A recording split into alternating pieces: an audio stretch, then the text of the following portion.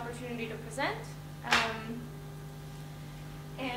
Thank you, Benny, for organizing a wonderful conference. So this paper is about contracting practices in impact investing funds. So first thing I have to do is tell you what I mean by impact investing. So here I'm talking about private market investing strategies, so PE or VC, that have both a financial goal and a social benefit goal. Now, as with other sustainable investing practices, this is a sector that has rapidly grown in the past couple of decades. Just to give you an idea of size, one sort of lower bound estimate is that there were about $36 billion of impact investing deals made in 2019. Still not huge, but rapidly growing. What sets impact investing apart from other private market investing is this dual objective. Funds are pursuing both a financial goal and an impact investing goal. And this complicates the contracting problem. Well, investors need to incentivize and discipline fund managers to achieve both financial and social impact goal. And likewise, fund managers need to contract with the portfolio companies to pursue both goals. So our question in this paper is, how do the contracts of these funds adapt to reflect this dual objective? And part of the idea here is to see, sort of lift the hood on what impact investing is and how are things actually playing out in practice and being defined. But we're also going to really try to relate this to contract theory in order to have kind of a framework to explore the data that we have. So our sample is a little over 200 legal documents that we get directly from impact investing funds. A little over half of these are contracts between the funds and the LPs, the investors into the fund. So think of limited partner agreements, private placement memoranda, side letters, and then the other sort of half of the sample is contracts between the funds and the portfolio companies. We're going to split our sample of impact funds into two broad categories. Funds that say they're targeting market returns, so at the same time as they're targeting an impact goal, they're also targeting a pretty strong financial goal. That's about 2/3 of our sample.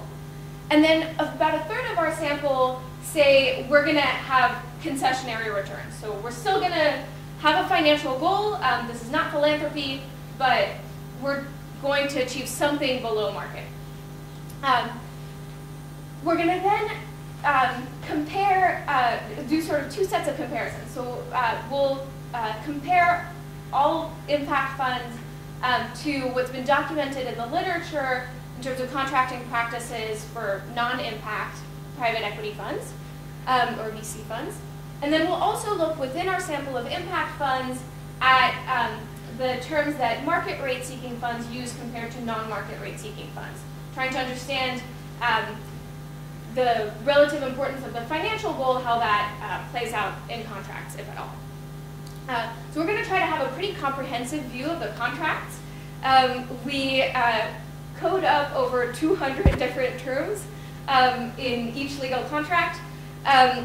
And so we'll report some results. There's a lot more in the paper on some of the specific underlying dimensions. For clarity, we're also going to aggregate some of those underlying terms into scores. So for example, we'll have a score on impact contract dimension. We'll have a score on the governance dimension that essentially counts up how much do you contract on this aspect, normalized across funds. Okay, so a quick overview of our findings. The first thing we notice is few impact funds tie compensation to impact. Most of the funds, in fact, retain sort of conventional financial incentive structures, with some exceptions that we note in the paper. I thought I would lead with this since this was a joint sort of compensation and sustainable finance conference. And this is kind of counter to what we would expect from coming from multitasking models, where the emphasis is on if you reward one activity, you're going to distort effort allocation to that activity. So it's a little bit counter to what we would expect from that. At the same time, we find that funds contract on impact in other ways. So they do contract on impact directly. I'll be honest, we weren't sure if we would find any differences in the contracts at all, but we do find that they contract on impact with a mix of flexible and rigid terms, with somewhat more flexibility for the non-market rate-seeking funds, and this is consistent with what we expect from theory. We also find that more contracting on impact between the fund and the investors translates to more contracting on impact between the funds and the portfolio companies later on. So that's somewhat comforting. We also find that the contracts differ in other ways. In particular, we find that impact funds seem to have more emphasis on what we call participatory governance. So this is things like advisory committees and information rights that really give the principal oversight and voice with the agent. And this is especially true in the market rate-seeking funds. And we relate this to this nice paper by Gilson, Sable, and Scott that argues that, especially in an environment where it's hard to contract, where you have flexible terms, it's important to have formal governance mechanisms to support that flexibility. And then last, and I'm not sure if I will get to this in time, so I'll just mention it here. We also find that market rate-seeking funds tend to contract more around both goals than non-market rate-seeking funds. And we don't have any ready-made predictions for that from existing theory, so we sort of sketch out a model where we explain this as a result of essentially hidden differences between agents' utilities. So very briefly, there's obviously a rich literature on private equity and venture capital and private equity and venture capital contracting. It's a nice setting to study contracts because it's sort of a nicely defined principal-agent problem in many ways. Where our paper fits in is that sort of taking that framework and trying to understand a new contracting problem that arises when you introduce an additional goal. Obviously, it also relates to impact investing to the extent that there is a literature on impact investing. This is very new, so there are kind of like a couple of papers on this. So part of what we're trying to do as well is just document new facts on this space. Okay, so briefly about our sample, just to give you an idea of what these funds are like. These funds tend to be pretty small. So you can notice we have quite a few that are under 10 million. That's pretty small for a private market fund. But we also have some larger ones. The non-market rate-seeking funds in our sample tend to be a little bit smaller than the market rate-seeking funds. We also look at what stage they focus on. So in conventional private markets, there's often a big distinction between are you venture capital, focused on early stage, or are you focused on later stages. In impact investing, that's less so the case. You more often have funds that are focused across stages of life. So in practice, what we do is we benchmark our results against both private equity and venture capital. And then just sort of descriptively, more details in the paper, the most common industries tend to be microfinance, agribusiness. The portfolio companies are located in Africa and South Asia, so as you might expect, this is really a global thing. So what I'm going to do is I'm going to set up kind of four what I'll loosely call predictions from contract theory, just to kind of create a framework for the results that we find. And so the first one is really kind of a baseline thing, but we expect that impact funds contracts should contain contract terms around impact. Both descriptive terms, so we'll call aspirational terms. So this fund is targeting kind of sustainable practices, and actionable terms, so things that tie the fund to something more enforceable. And this just flows directly from the idea that actionable contract terms create enforceable rights. But also that contracts play a role in setting expectations. So you want to see both some descriptive and some actionable terms. Moving on from that, we also get from Hart and Moore's theories around flexible and rigid contracting that when the nature of the good is uncertain, so as might be the case with impact, you want flexible terms that allow you to adjust. So in particular in the impact investing context where you're maybe raising funds from LPs ex ante and then you're not sure exactly what kind of flow of deals you're going to encounter later, you might want to have some flexibility in your contracting to allow for whatever best opportunities come your way later. But when the potential for disagreement is high, you're going to want relatively more rigid terms. And so we draw the comparison to the market rate seeking and non-market rate seeking funds.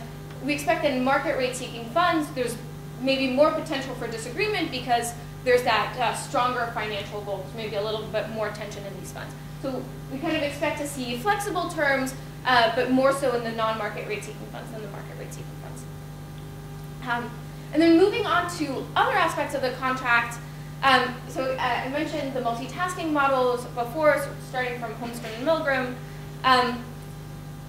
You expect in a multitasking setting that if you want the agent to allocate effort towards both goals, you don't want to reward one activity too much over the other because you risk distorting effort towards that one activity. So we would expect that there might be less incentive compensation in impact funds and actually even less in market rate seeking funds to the extent that there is more tension between the goals in the market rate seeking funds. And then finally, this sort of prediction that comes from the Gelson et al. Paper that when the nature of the good is uncertain and the potential for disagreement is high, so we're revisiting the same themes here, you want governance processes that support flexible contracting, such as information rights advisory committees, anything that allows the principal to kind of have oversight and voice with the agent. Okay, so I'm going to go through each of these in turn. So first, looking at just how funds contract around impact directly. So what I'm showing here on the left is the fraction of funds that have at least one of these impact terms. So the dark blue is all impact funds, and then the middle line is market rate seeking funds, and the lighter blue line is non-market rate seeking funds. So here all the way on the left, this is how many of these funds say they're doing something about impact, and no surprises here. It's kind of just a gut check. Virtually all of the funds, say something about impact. I think there's one market rate seeking fund that doesn't have clear language around it. What's more interesting is looking at operational impact, and I'll show you on the next slide examples of the terms that they use, but these are terms that are more actionable. Almost all funds have some operational impact. Not all of them. There are a couple of market rate seeking funds that just say they're going to do impact and then have no actionable terms, but most funds, a vast majority of funds have some operational terms in there. And then this is for the contracts between the funds and the investors. For the contracts between the funds and the portfolio companies, you actually see less impact terms directly. Now this can be because impact is embedded. Say you're investing in a sustainable agriculture co-op in Rwanda. Maybe you view that as impact in and of itself, and you don't feel the need to contract around the impact. But it's interesting for us to see that to the extent that there is contracting around impact in these agreements, it's more so the agreements with the market rate seeking funds and not the non-market rate seeking funds. So this is just that difference is statistically significant. And then on the right-hand side, this is just to give you an idea of the range of these scores.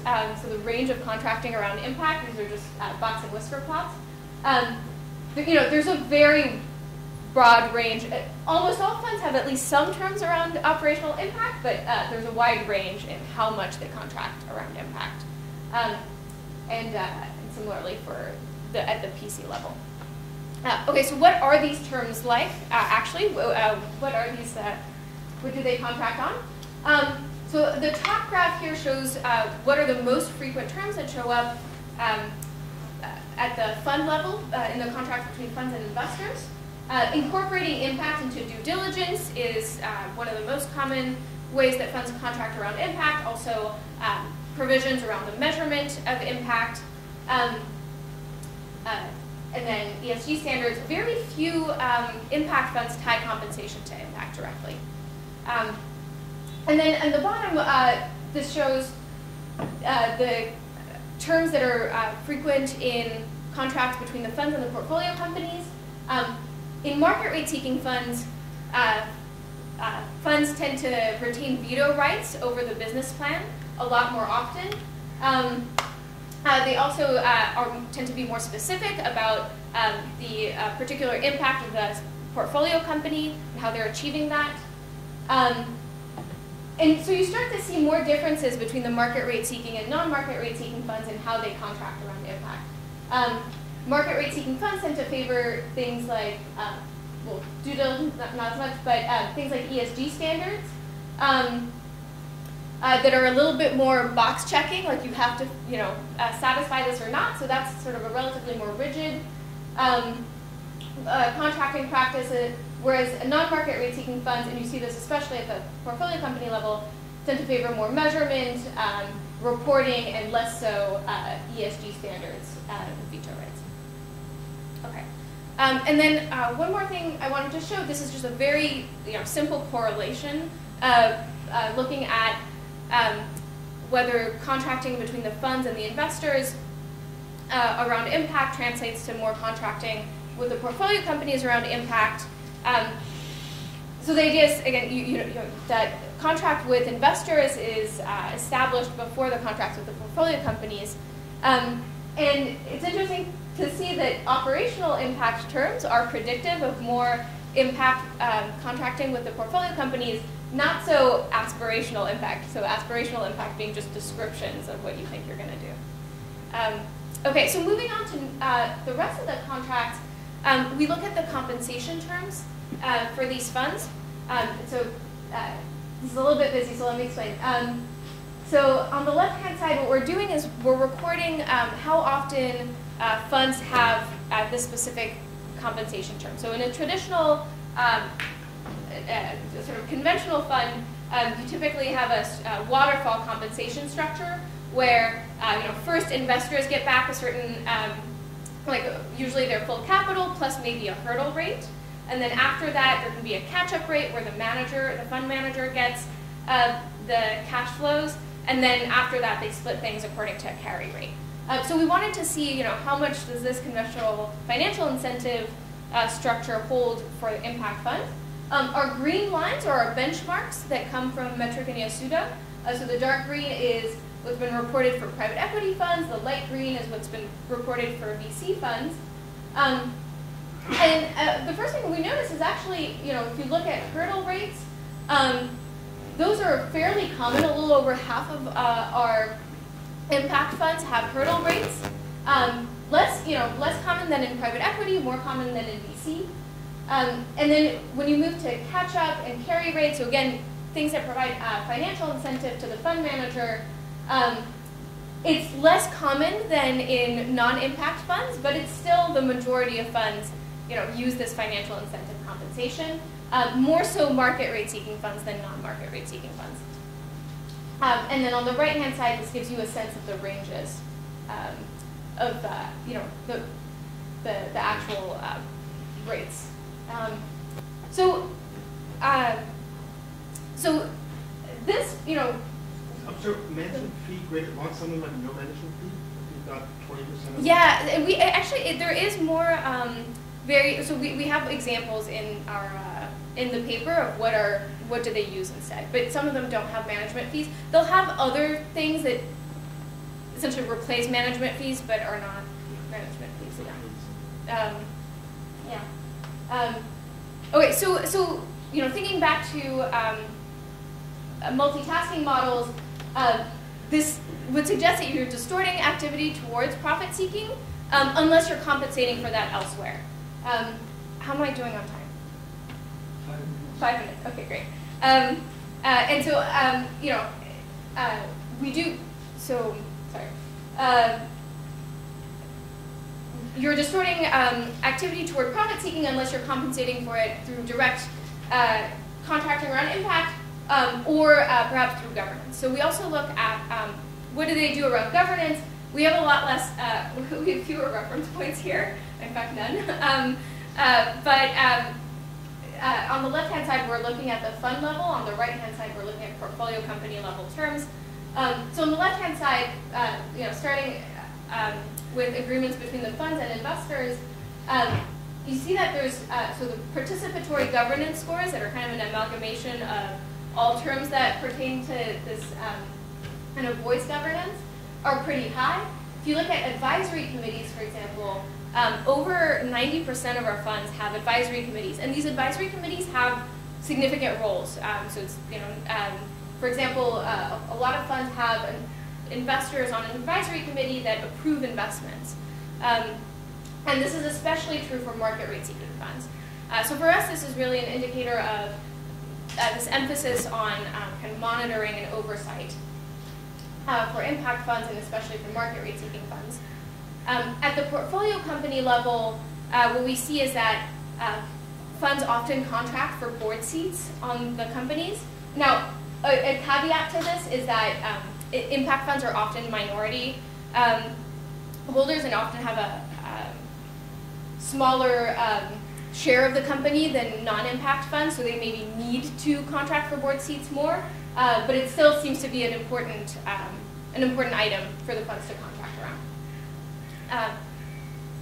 Okay, so taking all of this together, what we find is that the addition of the impact goal is reflected in a few different places in the contracts. In direct terms, in governance, less so in compensation. There are differences between market rate seeking funds relative to non-market rate seeking funds with relatively more rigid terms in the market rate seeking funds and more direct terms in the contracts with portfolio companies, more financial incentive in the market rate seeking funds, more oversight. So we can explain a lot of this based on existing theories of contracting, but the overall the overall emphasis on contracting and market rate seeking funds on both goals relative to non-market rate seeking funds, we don't have a good explanation for. So really briefly, just to give you an overview of how we explain this, we essentially think of a framework where you can have 1 or 2 units of impact, just to make things simple, and impact can be cheap or expensive. And the thing is, you only know this trade-off, whether the impact is cheap or expensive, is privately observed by the agent who observes the deal flows, right? The principal doesn't know. And you can have individuals who have different utility over return and impact. So they can either be a low type where they don't value impact at all, they'd rather just invest everything for profit. They can be a medium type who's essentially price sensitive, wants some impact, but only if it's at a good price. And a high type that values impact greatly and would always invest just for impact. And so ideally you want, principals will want to match to agents of the same type, where, to bring this into our setting, the low type LPs who care just about financial profit will want to have low type GPs who also just want to maximize profits. Similarly, high type LPs who just care about impact will want to match to high type fund managers who will always seek impact. But the medium type are where things get complicated because you want someone who will purchase impact if it's cheap, but not if it's expensive. And the problem is that both the low type and the high type will have incentives to pretend to be this medium type. So the low type will always purchase just 1 unit of impact and pocket the excess. The high type will always purchase 2 units of impact and get that private benefit. And so that can help us rationalize why you would see more contracting in general in the market rate seeking funds that are medium type here, because they require more oversight to learn the true trade-off and more terms to screen for the right agents. Okay, so I'll conclude here. what we try to do here is, document new facts about impact investing funds. We find that few funds tie compensation to impact. Funds contract directly on impact in other ways, and in particular with this directly, and as well as with this participatory governance channel. Thank you. Thank you.